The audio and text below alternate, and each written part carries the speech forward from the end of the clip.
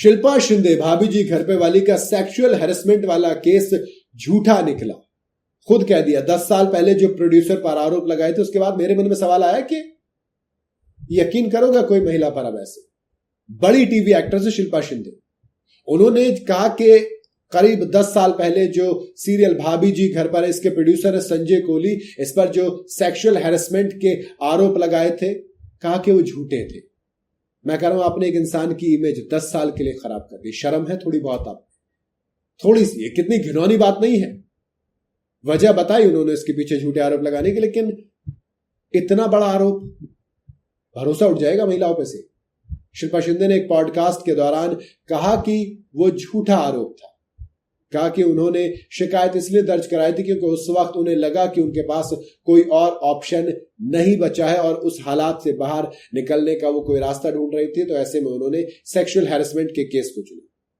शिल्पा शिंदे कहती है कि ये बात कोई नहीं जानता, मुझे सच बोलने से डर नहीं लगता और मैं आज भी यही कहूंगी कि मैं जो कर रही हूं वो बहुत बड़ी बात है। मैंने अपने प्रोड्यूसर पर सेक्सुअल हैरेसमेंट का केस कर दिया था क्योंकि मेरे पास कोई और रास्ता नहीं था और तब मैं सेटलमेंट करके उस हालात से बाहर निकलना चाहती थी।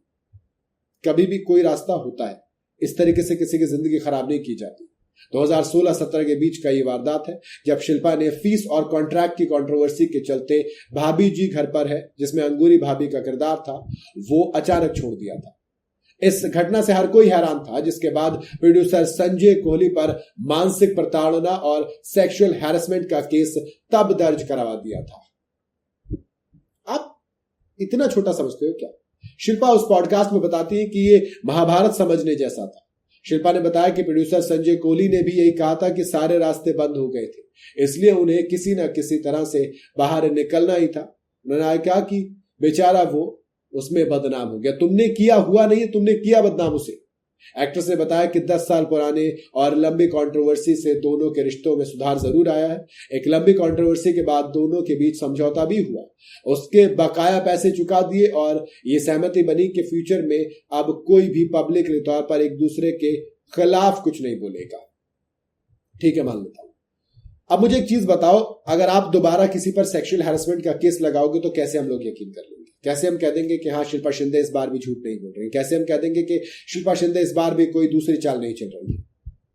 आप सिर्फ अपना नुकसान नहीं करते, आप उन तमाम महिलाओं का भी नुकसान करते हैं जो एक्चुअल में, जिनके साथ हकीकत में ये सब हो रहा है, जो अपने लिए आवाज उठाती है, लेकिन आप जैसों की हरकतों की वजह से उनकी आवाज को नीचे दबा दिया जाता है कि अबे छोड़ना, ये भी वैसे ही कर रही होगी जैसे उसने किया था। बेचारे के 10 साल बर्बाद कर दिए थे, बेचारे को बदनाम कर दिया था। अगर आप चाहते हैं कि मर्द आपके साथ खड़े हो तो पहले तो झूठे इल्जाम लगाना बंद करो। मेरे हिसाब से ये बहुत गलत है, जिसकी माफी नहीं दी जा सकती। बाकी आप लोग अपनी राय कमेंट में बता सकते हैं।